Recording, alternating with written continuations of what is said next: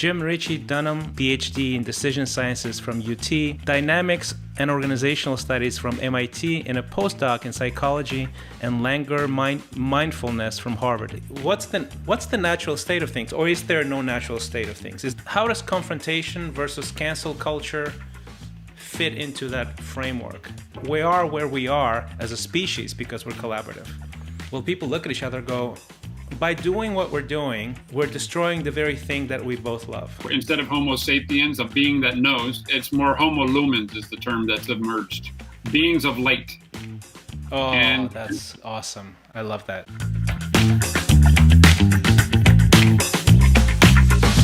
Welcome to Third Drive Stage.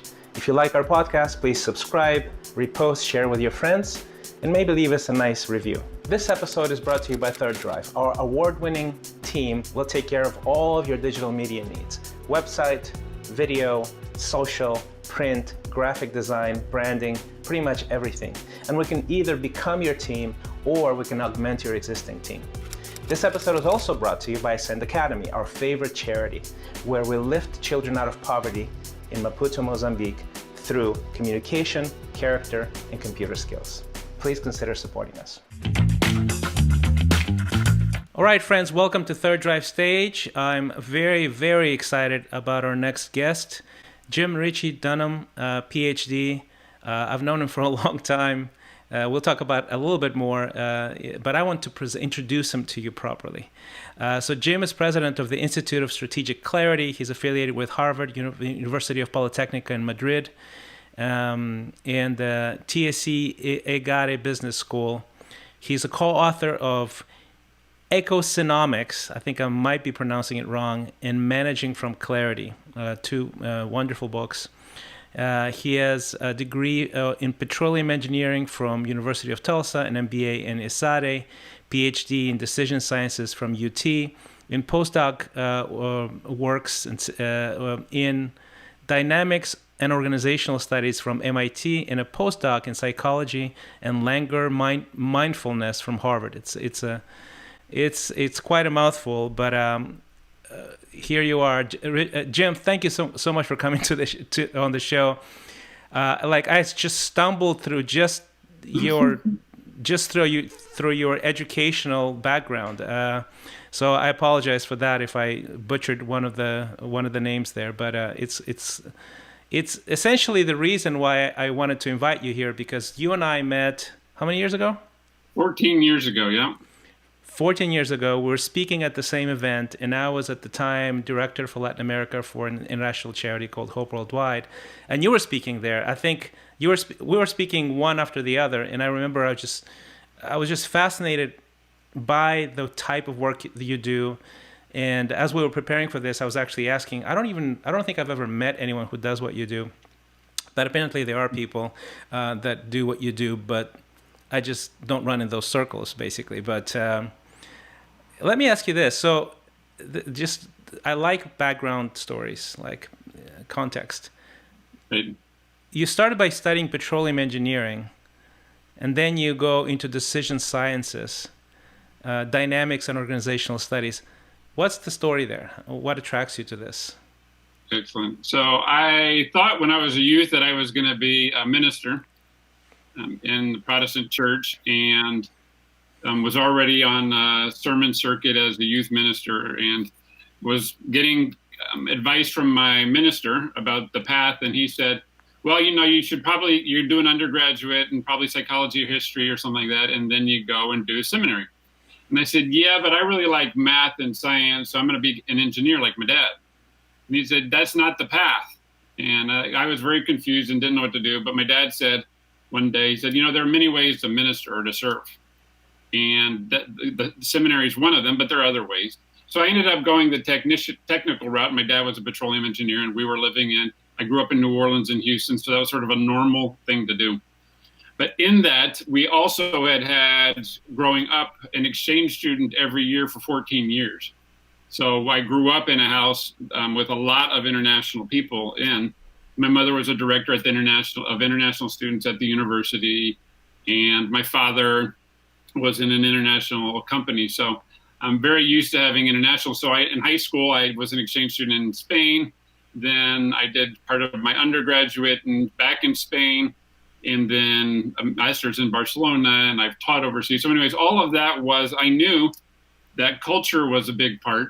How we interact as human beings is an important part of our experience of daily life, and that people want to be in service to something greater, and being kind and generous and supporting each other is really important. So I knew that part from my own multicultural, multi-language experience, and I knew that technical solutions could also help. So when I came back from my MBA in Spain, I started working for an oil company in New Orleans, where I met my wife. And but I was not really happy with the way that the decisions in the company were going, and said there got to be other opportunities. And it happens to be, life always sort of throws these happens to be at you, right? But we had signed the NAFTA agreement with Mexico, so here I am, bilingual, and what they call a technical MBA, and cultural stuff. So they said, hey, why don't you come down here and teach? So I ended up teaching at the university. But as I was teaching strategy and management in the business school in Mexico in the early 90s, somebody came to the office and said, can you actually do what you're teaching, or do you just teach it? And I said, well, I'm an engineer, and it's just another culture, so how hard can it be? And I was teaching on systemic strategy, or how do you think of the whole system, and getting people involved in it at the time in Mexico. So my first project was, you might call that consulting, but was with the Secretary of Health, working on dengue disease in Mexico back in the early 90s. So I said, it's not that hard to try to understand how this all fits together from a technical perspective. I knew how to do that. And the cultural piece was fun. So that led me to more people saying, oh, well, I heard what you did at the Secretariat. Can you do that in an oil company? Or can you do that in a mining company? Or can you do that at our school? Like, it's not that hard, sure, because it's getting people together to say, what do you really care about? And are you achieving what you really want to do? And what's driving what you don't want and what you do want? And how does that all fit together? And so I knew how to do the people side, and I knew how to do the technical side, and I knew how to get people excited about that. And so out of that, a consulting company grew, a research group grew, and that sort of, because I've always, and at the end of it, whenever I see successful groups, my question is it the process that they used, or was it the people? So there's a story out there, Christian, that it doesn't really matter what you do, it's who's doing it. And it's the person who face. And another thing says, well, anybody in a certain process or structure, no matter who you put in it, they're going to behave in certain ways. And so I said, was it the process or was it the people? And not a surprise to you, it's a bit of both is what I've come to. Right. And so I got to do research on that and play in the space. Playing mean, we've done this a couple hundred times around the world now. And that allows me to continue to travel and do work all over the world, which I love doing and I always have. And have a large group of people supporting me doing that. But it all comes back to, as a kid, saying, I want to serve, and I believe people can say yes to what they really care about. And there are a lot of things that get in our way individually in how we interact with others and groups that get in our way of our big yes, of what we really want to say yes to in life and be in service to. And we don't need to have some of those impediments in our way. So my work has been around what can we agree to, or we call our agreements, that allow us to do what we really are here to do as our individuals and as groups. And what do we need to do to get over that so that we can give our commitment, our contribution to society. How do you deal with this thing that I think we all are aware of? Mm-hmm. And I think, we don't know the answer to, honestly, collectively, is that from one angle, we're collaborative creatures, right? We do want to agree. It's primal for us. Mm-hmm. Like if you're in a group of people and someone's dancing like crazy. Do you see that video? There's like a group of people having a picnic, and there's one guy who's dancing like crazy, and no one will dance. Why? Right. Well, because you'll look weird until there's a second guy who starts dancing like crazy. and then it's acceptable, right? And so you can fit in, although you wanted to dance like crazy before that, but then now it's acceptable, and other people start dancing. The whole idea of the video obviously is leadership, right, and how that works and stuff like that. So we're deeply collaborative. Where we are as a species because we're collaborative, and at the same time we fight, right? So how does that work? I mean, where's that come from even? Right. So I think we can look at the why do we fight from a couple different perspectives or levels. One is, am I actually trying to do what I want to do? So am I fighting with myself? And I think a lot of it is I agree to do things that aren't really aligned with who I am and what I want to say yes to. And I think that reason that happens, we observe that our big reason that happens for most people is we're not aware that we have a choice. And to say, I can actually understand better what I really want to do. What is my contribution? What do I want to be excited about? And how do I align my life with that? But I can also disagree with others because they're not like me, right? And so I think initially we see that, or in many aspects of our lives, we see that as a problem because you're different than me. But we can also learn to say, but I need you because you're different. No, we can't do a 3-part harmony if we all sing the same note. I need you to be you and different. If we're trying to discover whether we can make money building a product, for example, in some of your incubators, right? We need to know, can we make this thing and how much does it cost to make it? But we also need to know, do other people want it and how much will they pay for it? And then we need to know if we can make money at that revenue and at that cost and investment structures and all that. So we need the engineer's voice, and we need the accountant's voice, and we need the marketing voice. And they have different perspectives. So part of that difference also is to see, is the challenge and conflict with others because you see different, because I need you to be like me, or is it as collaborative beings, I need you to be different to play with me? And then in groups, we have the same phenomena of, are we going to try to control the whole situation from our perspective, or do we need you to be different so that you're doing your part and I'm doing my part?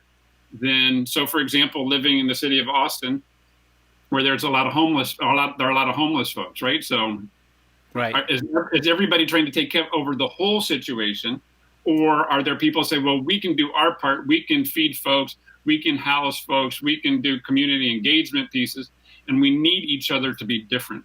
So those are just saying at all of these different levels, there's always this difference of, am I looking at the conflict is because we're not the same, or the conflict is because we are the same? And that's the magic of us, is we need to have our own unique contribution, and we need that people are different than us so that together we can do something different than what I can do alone. Well, for example, if you talk about the homeless, like let's just take something very practical. I'm really curious about that because we're living in this, right? Is that from the angle of having a very centralized approach to helping people who are in need, who live in the streets, and they have all kinds of needs, right? Psychological needs, health needs, shelter, employment, etc.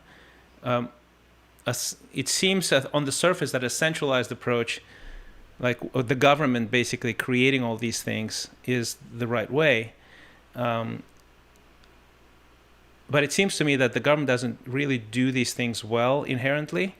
So like my instinct is like, yeah, but can't we just, like, there's enough people, there's 1 million people living here in the general area, even more in the broader metropolitan area. There's got to be enough people to provide an X amount of care and support and engagement. But then part of me goes, well, but it's too big of a task. Maybe we can't do that like that collectively, right? How do you resolve that in your mind from your perspective? Yeah, so a group can try to take up doing all of the work, but the first thing is to see that it requires a lot of different things, some of which you've mentioned, right? So they're having kids, they're living, they got to eat, they got to sleep, there's safety issues, there's contribution issues, mental health, physical health, education, all of those different things. So is one group going to say, we know how to divide everybody up and do all of these different activities and how to coordinate them? Or do we want to use the creativity of humanity to say, how can we come together and bring all of these services? So what is that coordinating function that's bringing everybody together? And it turns out that there are examples of government agencies or groups that are figuring out how to bring everybody together, but not usually as just governmental agencies, right? So they're partnering with business because business has certain incentives to be able to serve that way, with nonprofits because they have things. So then let's work with the local churches because they can bring people into fellowship, which the government can't do. They can they can feed people in specific kinds of ways. And there are a lot of people that want to say yes to this. Mm-hmm. And if we do it through a company only or a government only, then we find that, then you're an employee, or are you trying to get only volunteers? But that is just doesn't seem to work very well. So said another way, we find the examples where people come together about something that they're actually passionate about, where they can make their contribution and we can see why they're needed and how they're needed. Then you can tap into the passion of people and their creativity versus regulations on the lowest standard that's necessary to participate. So how do you get people to cooperate? That's my question, because you obviously you have researched this, you have devoted your life to this, right? Yeah. To strategic clarity, to unity, to groups of people doing things together. But that, before they actually do that, they need to sort of agree. They need to want to do it. Case in point, we just saw the horrifying sort of stuff that we were glued to the TV set, right? On the us and the them is as most. At least in my experience, the most pronounced it's ever been on a national level here in the United States, right? The us versus the them. It is just unprecedentedly divided. Even family members fight at the dinner table over stuff like that would never be, or very rarely be, the case, right? So yeah, I think everybody intellectually would agree with you, but how do you do it? Like, what's the method when you come into whatever group, small or large? Excellent. So what we find is it's deceptively simple. And that's the fun and the hard part of it is what a colleague of mine, Ralph Keeney, calls the 3 whys. And that's, they do that in a lot of different disciplines also. But he said, what is it you really care about? Or what is it you're here to do in your company, your nonprofit, whatever it is? And then, so you ask them, well, why do you care about that? And then they tell you, and they said, well, why do you care about that? And they said, why do you care about that? And eventually you get to an answer, usually within 2 to 3 whys. Well, it's really, really important to me. And what's really interesting, Christian, is, and it's fun because it's so simple, it's so deceivingly simple, is you start to find that people who are gathered in a specific place or specific kind of work are there because they're in service to the same deeper passion. And so we call that, what's a term that's emerged for us around that is called the deeper shared purpose. And it turns out there always is one. But we're never working at that level of clarity and specificity. Okay. So, why do you? So, for example, as a country, you said, "What is it that you believe?" And they said, "Well, I support being Democrat, or I support being a Republican." Well, why do you care about that? Because I believe in supporting our folks this way. Well, why do you care about that? Because I care about freedom as an American. He said, right. And then, well, when they hear somebody else say that, they're going, "Oh."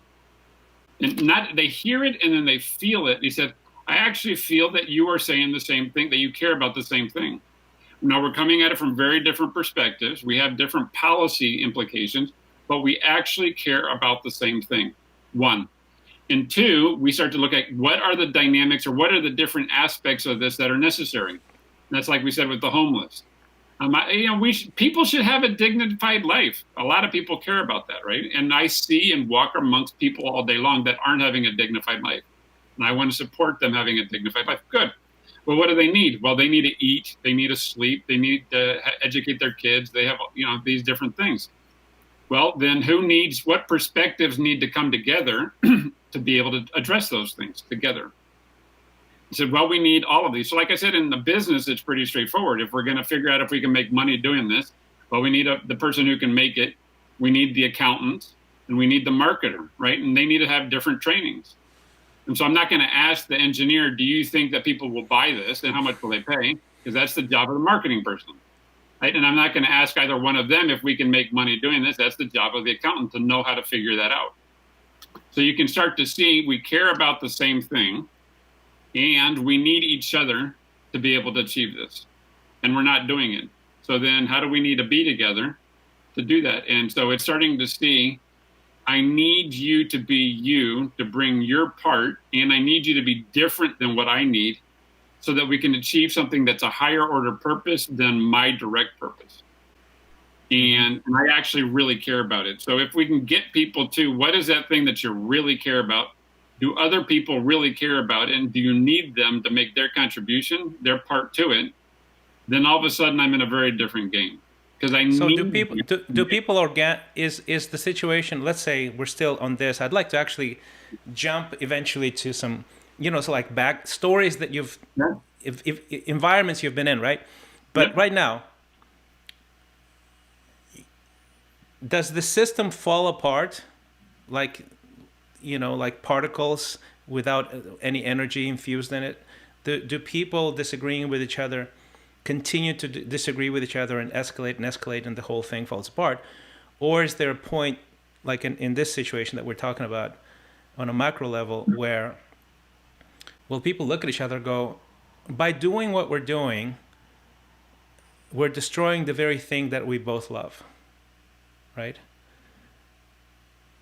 We have to do something different, and we sort of turn towards each other and we start collaborating.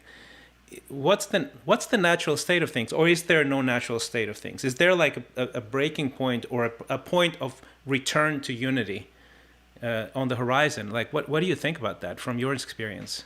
That's great. I think what I'm observing is that one of the challenges we face today is that we have far more freedom in many different countries, far more freedom than we've had before.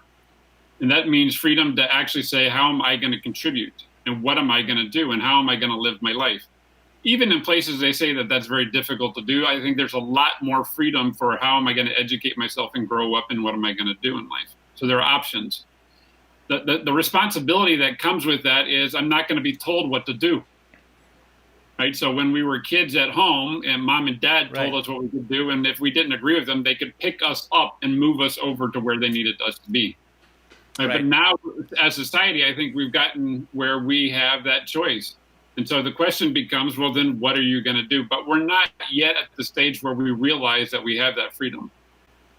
And so so it's still, as you said, the energy disperses, and it's very difficult for somebody to come and say, wait a second. Because up until 100 years ago, to put some random number, there were leaders that told us this isn't working. And so now you need to do this. I said, okay. And they were able to call us to a higher purpose and either enforce us to do that or call us to it. But now we have to do that, and we have to find what we care about. So there are people who are prepared. And this came with the information revolution, correct? Do you think that would be the catalyst, or is there other catalysts? I think those were, well, it's sort of hard to see, but that they both happened at the same time, right? One drives the other, and they sort of both drove each other, I would suggest. But so there's far more information because people want it and it's available to them. Mm-hmm. And then so now it's, well, what do you want to follow? So to have the awareness, and nobody's going to tell me what we need to do. So we're going to have to figure this out. And for us to say, hey, wait a second, this isn't working. My observation is that most people still aren't there yet. But I want to give one caveat to that, is where in their life are they not? In some place in their life, many people are able to do this. For example, I feel bloated and my body's not doing what I want it to do. So I'm going to take on a regimen. And a lot of people say that, and then by February, they've lost the diet or the exercise program. But a lot of people do. There are a lot of hardcore committed athletes where you live, people who are really dedicated to healthy food, local food systems, all those, right? So the question is, do we realize that we're doing that, or is it only something that we're super passionate about? And to start saying, wait a second, that's also true where I go to church. It's also true where I work. And is what we're doing actually what we really want to be doing? So we're not quite there yet that people realize in all aspects of their life that they have this choice. But there are some aspects, if it's your children, because a lot of people, I think, are very dedicated to their children, or to their bodies or their diet or something in their local community, their church. And so they see the choices there of what you described as, this isn't working, we got to do something different. But they don't yet see that they need to do that in all aspects of their life. Yeah, I understand.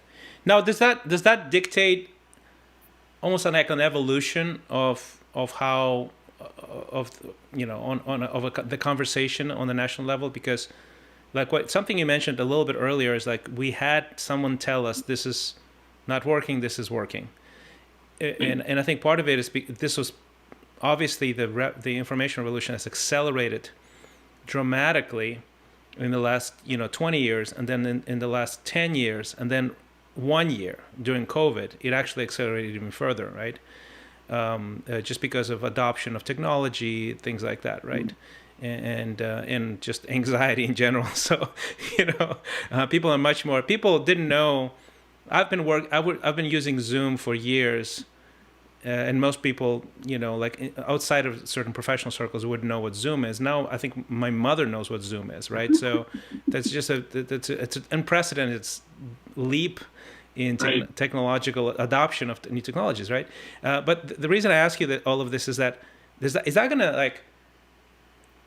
gonna dictate a multi-party system, like something dramatic, something not seen before, like more voices at the table that actually have clout, that actually have a chance of leading the country or dictating things and defining things? Is that you think a possibility? Or on the other side of the spectrum, I talk to friends all the time who are going, well, this is going to like degrade into civil war. And I've been I grew up on 3 different continents, so I've seen military coups, civil wars in Africa, the fall of the Soviet Union.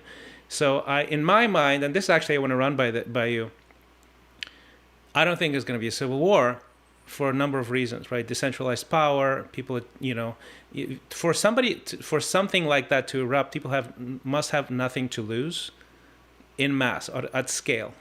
And we have, car payments and mortgages and kids and lawns and it's not too much to lose. And I might be actually not getting it right, but my take it, I don't think it's going to go into civil war.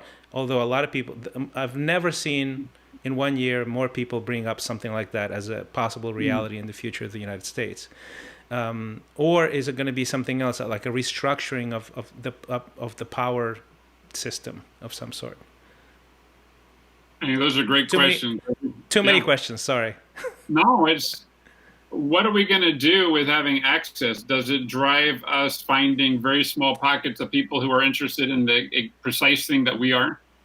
So we're going to find all the people that love Datsuns that are, this size, not this size, not that size, this size and this color. And there are 8 of us in the world and we found each other.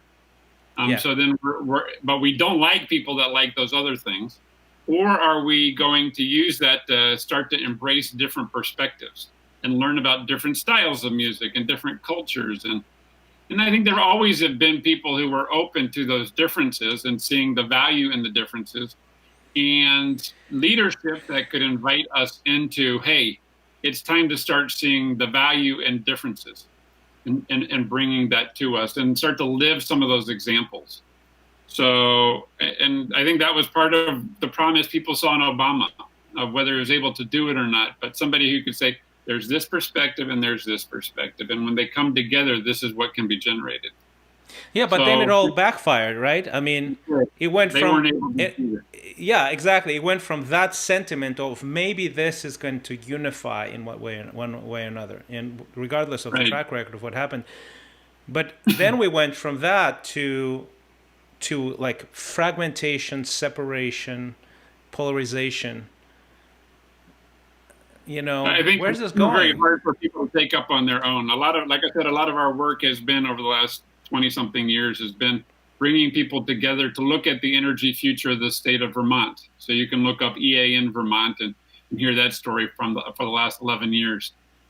Or looking at chronic disease across the United States or within school systems that we're working in, where people come together and learn to listen across differences so that we can achieve something bigger. And respect the differences and work with the differences. And I think right now, my observation is on a general level, we're not ready to all do that on our own. But if we had some really good leadership at very different levels, so from very local levels of this is how we're going to take it up. In my town, as you said, one of the nice things about this country is there are very different levels of power. So from the very local to the very federal. And to say, well, even though the federal is not supporting this, we're going to locally. So we're going to use complementary currencies to get people to support local strengths and capacities and bring people together. And we're going to do that in our town or our city, or at the state level or the interstate level. So I think that there is a capacity. I hope that there's in developing ways of working for people who can do that work and are ready to start bringing people together and showing that it's possible. And one of the things I think that we need to do, and is a focus of my work over the next couple of years, is to come up with a pretty demonstrated capacity or demonstrated story of evidence that shows that if you treat people well, if you bring difference together towards something bigger, you get far better results. So there are a lot of people who can handle big, complex problems. Yeah. And they don't know that if you treat people really well versus trying to extract value out of them, that you can get far more done. And a lot of my colleagues and friends are telling parts of that story. So, for example, with people that experience more flourishing or more engagement at work, there's less presenteeism. So they actually show up and contribute more, or it leads to greater profitability or those kinds of things. But we haven't yet told the story that if you look at a human being and say, yes, I say yes to your creativity, I say yes to our differences, because we're trying to serve this bigger thing, this bigger purpose. And this is how we can work together to try to achieve something bigger, you doing your thing, me doing my thing. But the way we do that and bring that together, we can achieve something great. And to show with numbers that if you do that, you get far better results. And so far, that story hasn't been told. So it sounds nice. So most people, when they talk about cooperative things in my space or collaborations, they go, well, that'd be nice. It'd be good if we could do that. It'd be gender equity, racial equity, systemic racism. Those would be nice to get rid of. But, the reality is we got to make money. And to show that it's the exact opposite. He said, that's not true. If you treat people right, if you engage human beings, then you actually get far better results in whatever you're trying to do.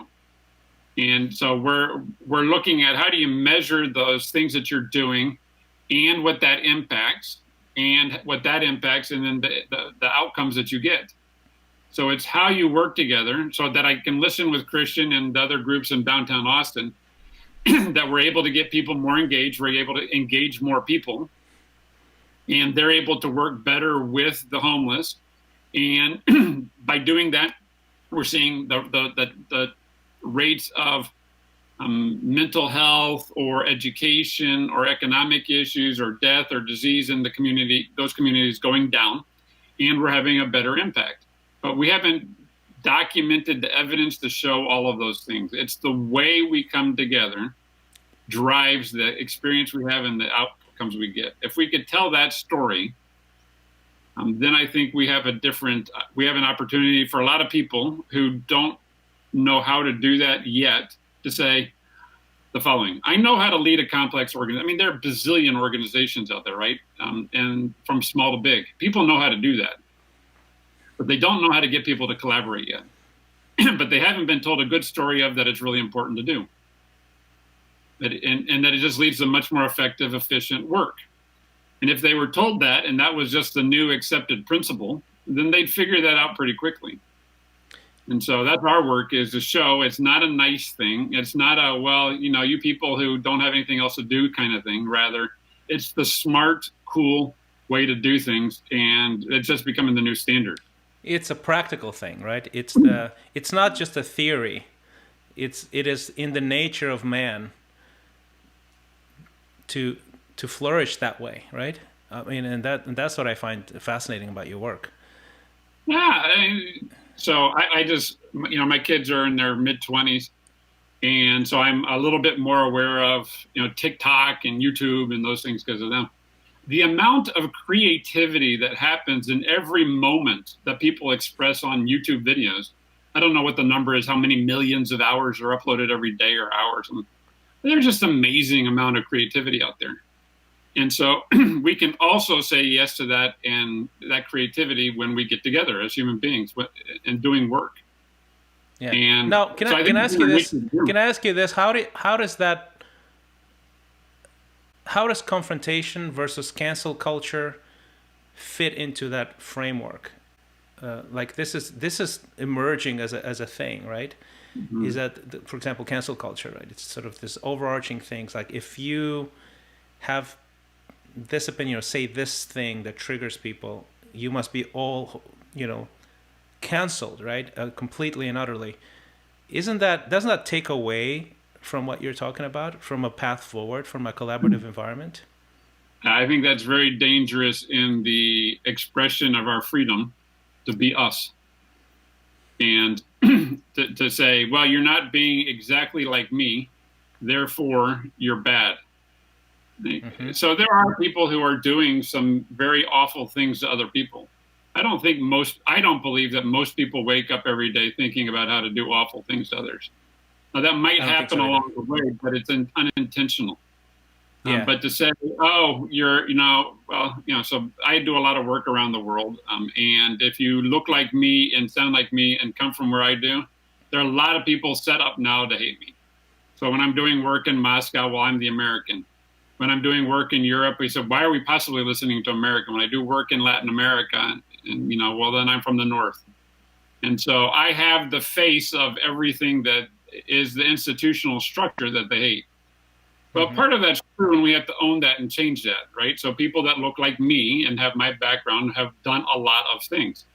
But to say that, therefore, all people like you are the ones that are doing everything, therefore, that just stops everything. It stops all the conversation, exploration, and development.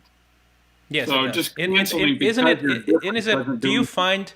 do you find that a lot of these ideas, surprisingly, I guess, maybe unsurprisingly because there's a lot of theory development, things like that, but also surprisingly because this is supposed to be the very sort of, the very garden where exploration and disagreement grows, that it comes from universities and colleges, and you obviously have a few degrees from some of the best schools in the world. And can you explain that to me? Like, how does it work that the place that is supposed to question everything and disagree and explore and push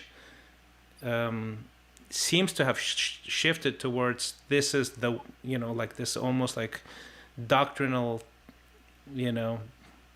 narrowness, I guess. Some famous person somewhere said something that I'm paraphrasing. That, the reason that them fighting is so strong is because the stakes are so small. So there are fiefdoms everywhere, and definitely within university and businesses, there are places that do that. But there are also places that say, I want you to face the blank sheet of paper or the empty canvas and say, what do you think? What do you observe? And then let me look at it too. And let me play with it so that we come together in the studio in front of each other and say, well, this is what I see. And are we looking for what we can generate out of the work together, or are we only looking for how you're wrong? But whenever we look for how you're wrong, it seems like we're looking at, you don't look like me. And it turns out that is just a dangerous path to go, because there's nobody else that looks like me. Correct. And it turns out I don't even look like myself most of the time. Right? That's true. Especially in the morning. Yeah. Yeah, exactly. No, when I say, I can't believe I just said that. Or that was wrong. So I'm not even being me. So then nobody can be me. So that's just sort of a fruitless way to go. But it happens a lot. And it happens in all these different spheres. So the intention Now, of all of these.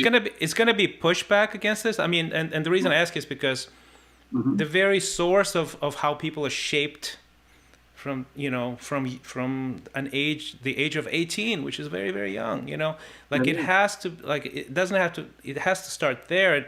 Is there any force, any incentive, anything that will start catalyzing and sort of reviving this place of exploration in our educational institutions? Yeah, I think that's great because it starts. We're just starting an initiative around early childhood, so before kindergarten, and we've been doing a big project. People can look up OOMA in Open Opportunity in Massachusetts for the last few years. Kindergarten through 12th, re-examining what is it we're even trying to do, and what is it that's required in the children, and the family, and the teachers, in our social narrative to be Right. able to achieve what we're trying to do. But it's all the way back from the beginning, and there are a lot of systems that exist, meaning that these people have been doing this for decades, Christian. But we're not asking what is it that people are learning around bringing into the child from very early within the family and within the school system and the social system of the question of, well, what do you see? What do you think? What do you care about? And so one of my favorite expressions I met with some teachers in one of these school systems was the I wonder. So the kid would ask a question. This is like a 4-year-old would ask a question. Said, well, why is the sky blue? And the teacher would say, well, I wonder, what do you think? And so it was like the Socratic method of guiding them to their own observation. So it wasn't just saying whatever your theory is right, but it's guiding in what you can see and what do you think about what you're observing and what Right. could be interesting here. And so it's instilling from the very beginning that you have a perspective, you have an opinion, and it's your reality. So how are you making sense of that? And that's a completely different thing than have you memorized what some teacher told you is the right thing to know according to some theory Of in the course, yes. textbook. And we know that that's dangerous because every textbook, everything that we know to be absolutely true in science and all that changes every 20 to 40 years, right? So, leeches were the only way to solve this, or putting people, we've done all kinds of things to humanity. And that was the truth until about 40 years later. Then the laws of physics changed, and then it was completely different. And that's always evolving. So to say there's only one truth and you have to replicate it to me and memorize it and regurgitate it just doesn't do anything. But there are a lot of educational systems that are very clear, and a lot of people that get into education that say and families that say from the very beginning, well, what do you think? How are you beginning to process how you're engaging in this world? And starting with what I love is the I wonder, what do you see?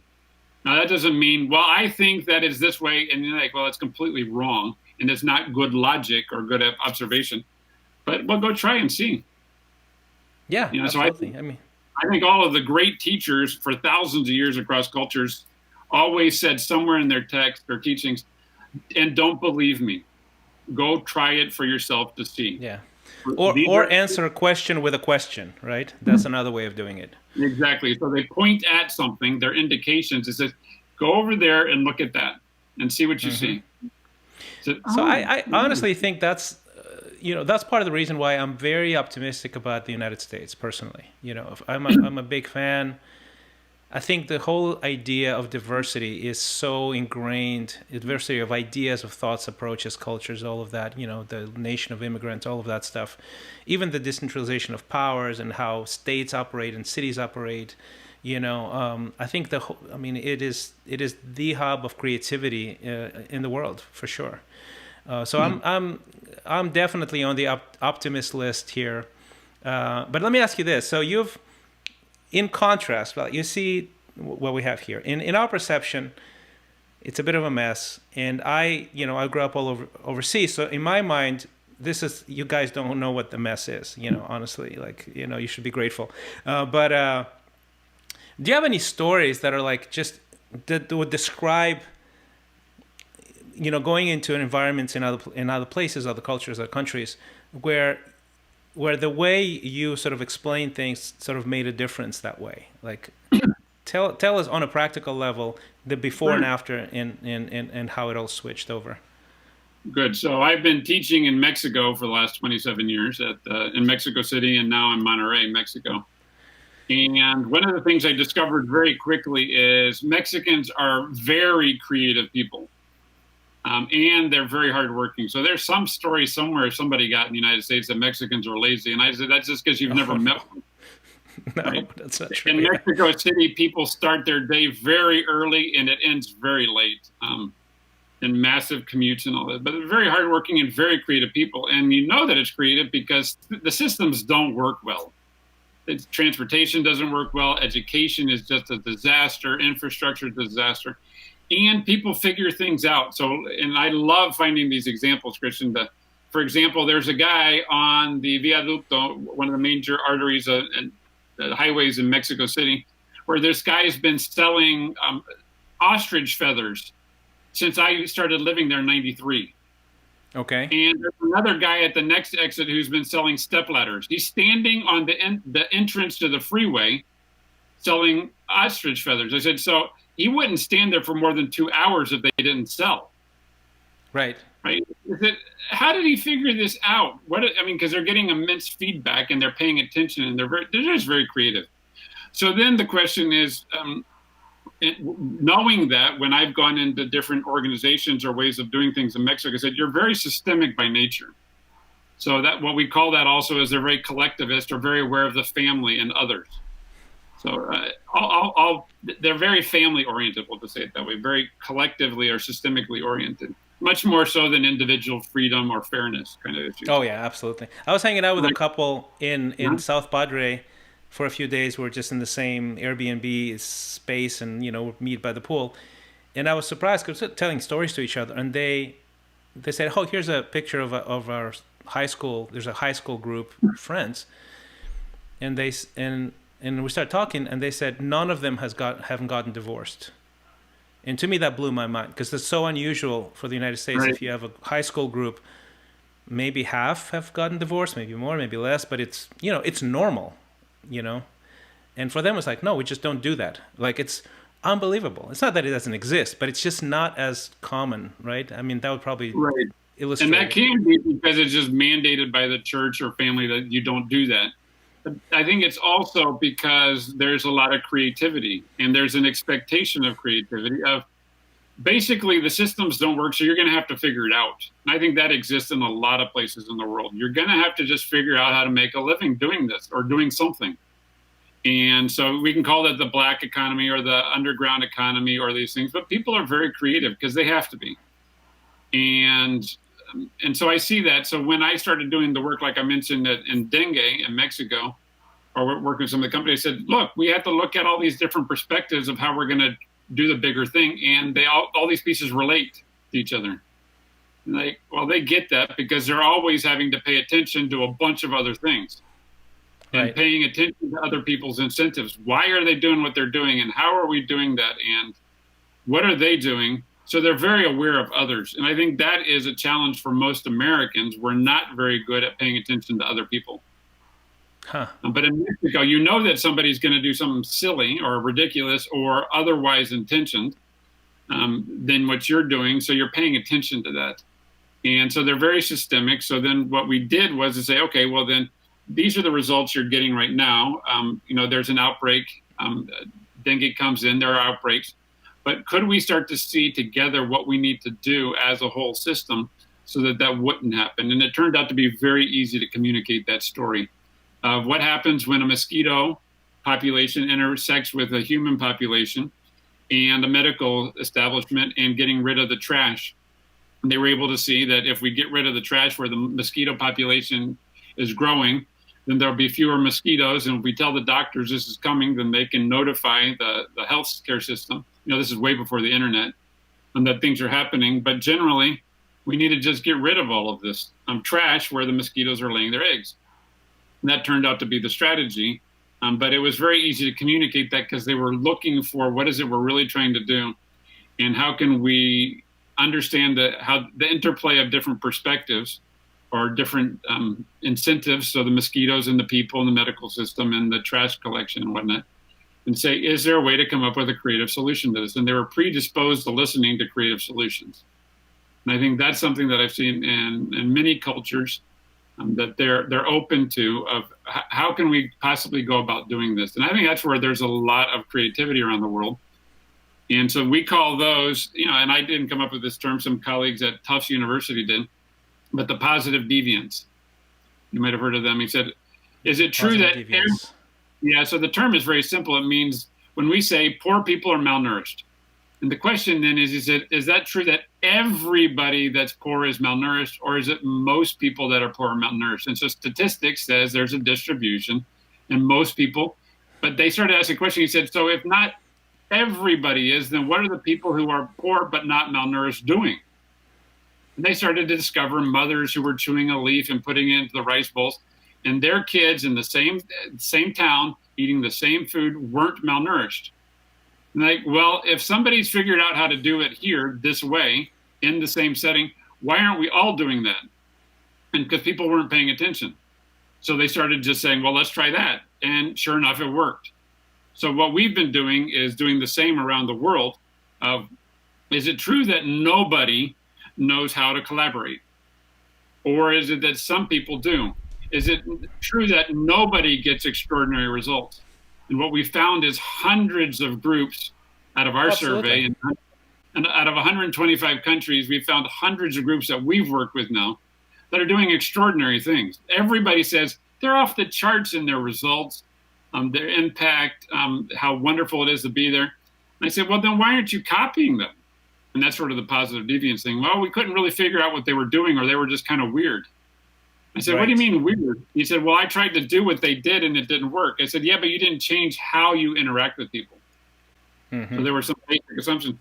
But if we go and look at, so we've been studying these positive deviants and say, what are they doing that they figured out in Ghana, Africa, to do it the Ghanaian way, not the German way, not the American way. They're doing it the Ghanaian way, and they're thriving.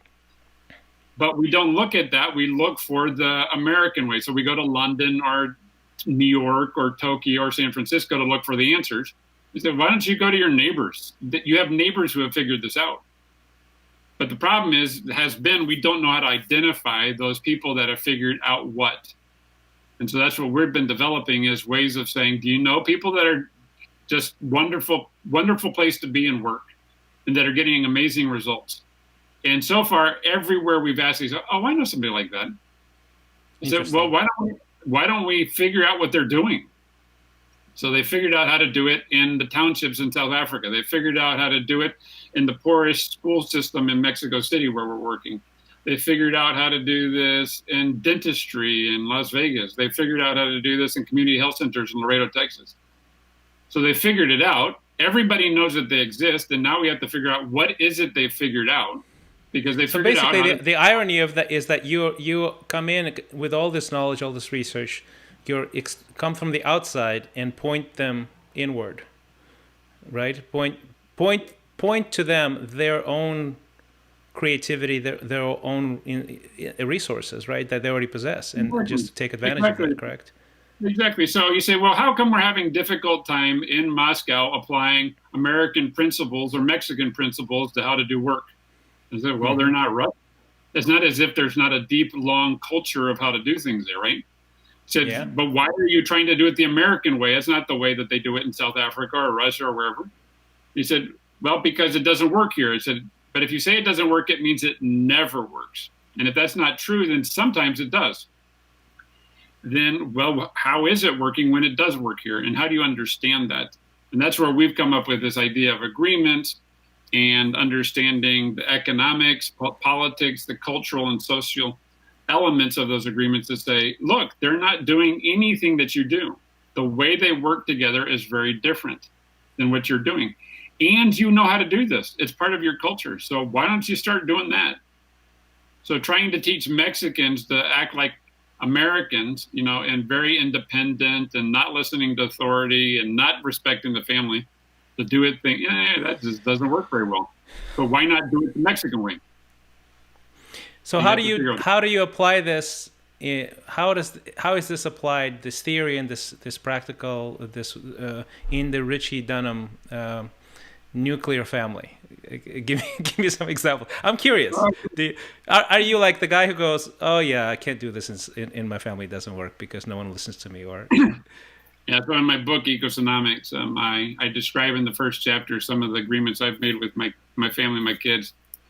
So, for example, one of them was I don't like dirty dishes in the sink, and I like cooking, and my family is very creative, and they're great cooks, all of them. And so I realized one day that I actually didn't mind washing dishes, but if I think of it, I got to clean up somebody's mess. Then it's kind of hard to do because there's a big mess to clean up. What I started to shift was, wait a second, there's another way to see that. It's a clean canvas. When people walk into my kitchen and there's a clean canvas, then their creativity flourishes and they start making really good food that I enjoy and the fellowship with it. So I'm not cleaning up a mess, I'm providing a clean canvas, and I don't mind doing the dishes.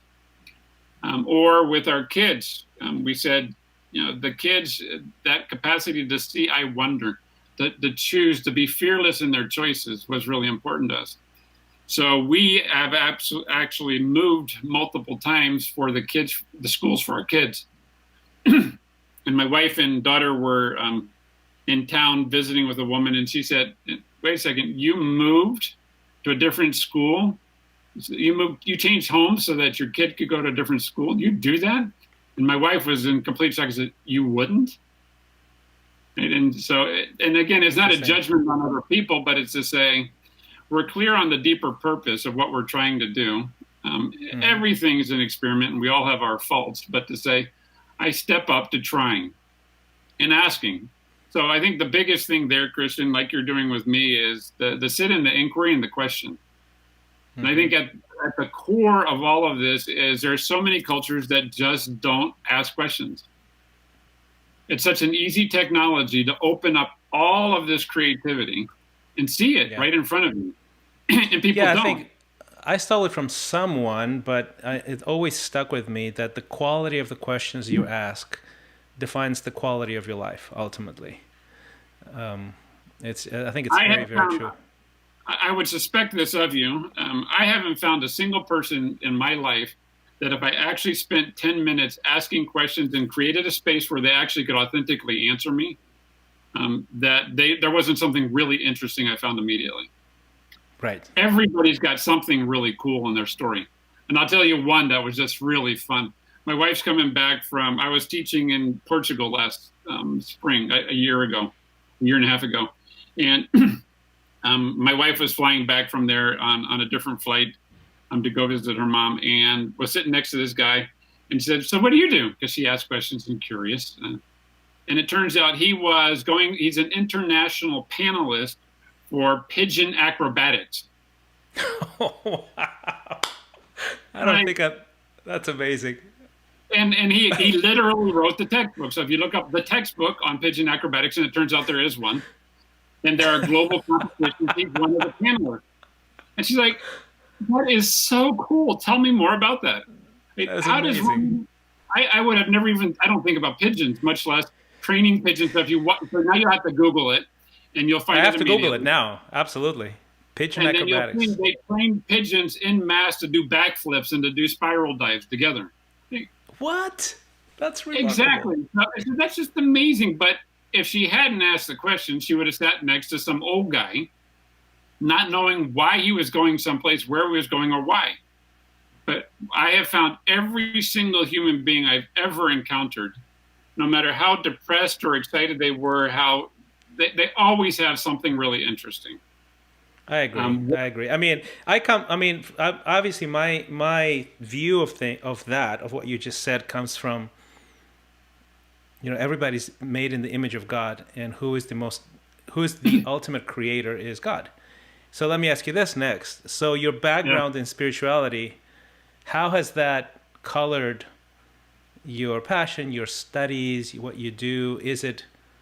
Does it cloud your judgment, or does it actually expand your judgment? I mean, I can answer it that it actually expands my judgment, but I'm curious because you're a scientist. You're supposed to do research. You're supposed to stick with the facts, but doesn't that color it somewhat?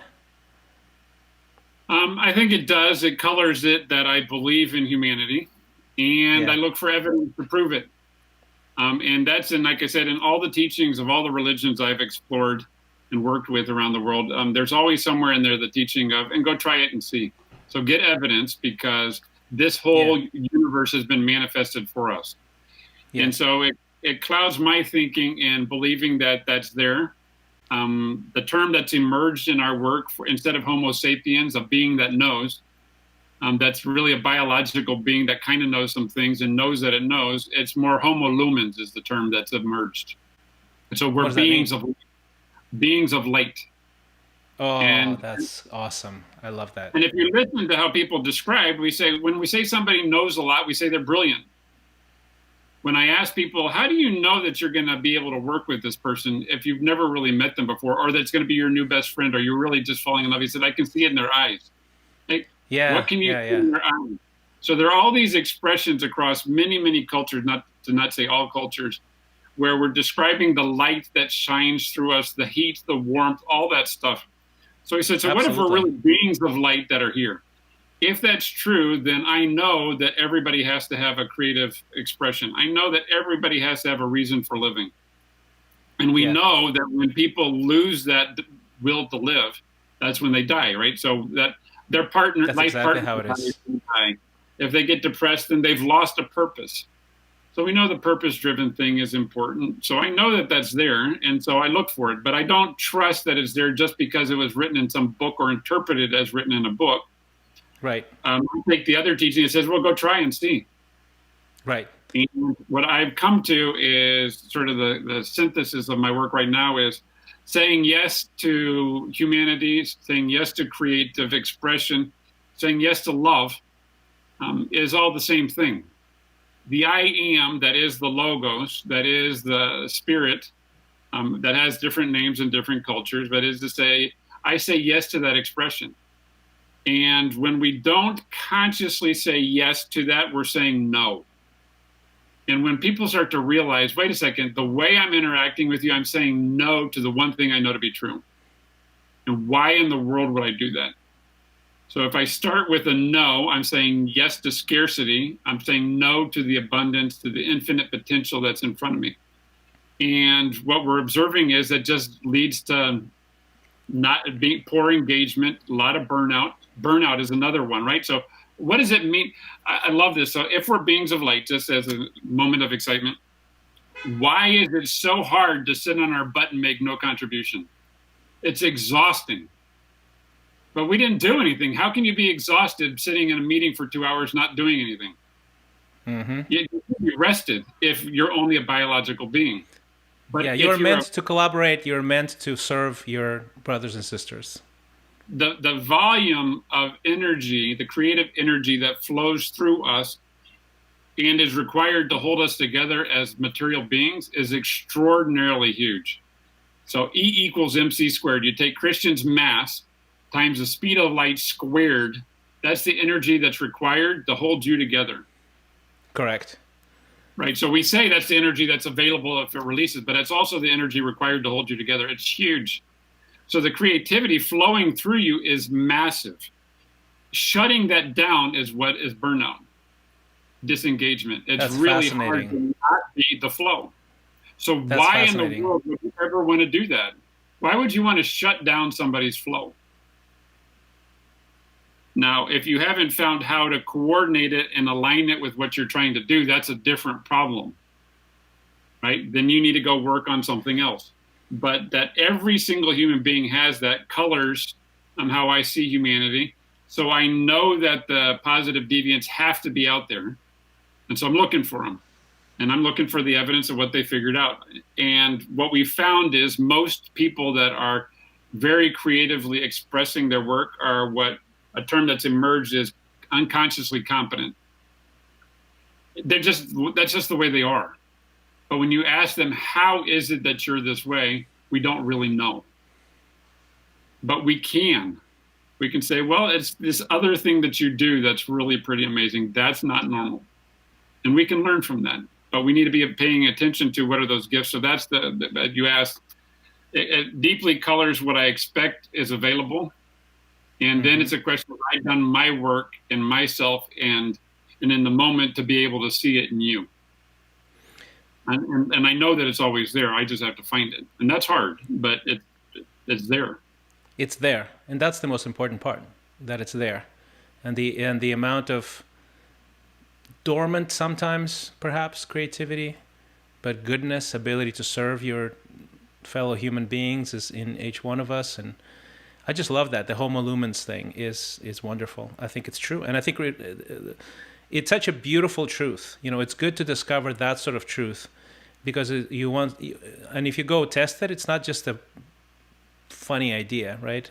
It's not just this optimistic, rose-colored glasses. It's you just poke that, right? Experiment, and I think you're right. I think every person you will encounter will have that Homo lumens element, essence, right? It's wonderful. It's everywhere, and as you said, I love that. So all you have to do is poke it a little bit, and you find all kinds of amazing things. My kids, when they were growing up, we lived in New Hampshire, where I was living when we met, and they would go. They're musicians, so they would go to jam sessions, and we just show up at a local, motel or an inn in New Hampshire. And like 20 people would gather, and they played different instruments, and they all sang, and none of them knew the same songs. And somebody would just start playing, and everybody would jam with them. And everybody was invited to do that. And I'd start asking, well, what do you do for a living? I'm a software programmer, I'm an accountant, or, whatever. And I said, if I entered and only knew you that way, I would never know that you were able to do what you just did. And that was beautiful. Yeah, exactly. So people have creative expressions all over the place. And that's what we're finding, like I said, on the YouTube, right? Of people that are extraordinary muffin makers or barbecue, or we just discovered dock diving, right? So there's this whole competition of dogs that run and jump off a dock and grab things out of the air, international competition. Yeah. I love that stuff. But people find their passions, and we can too. And that will lead us to a different appreciation of them if we see that. But we don't ask. It's not part of our culture yet to inquire. And I think if we could promote that in us, we'd be a much richer place, as you said. Absolutely. Well, it's a good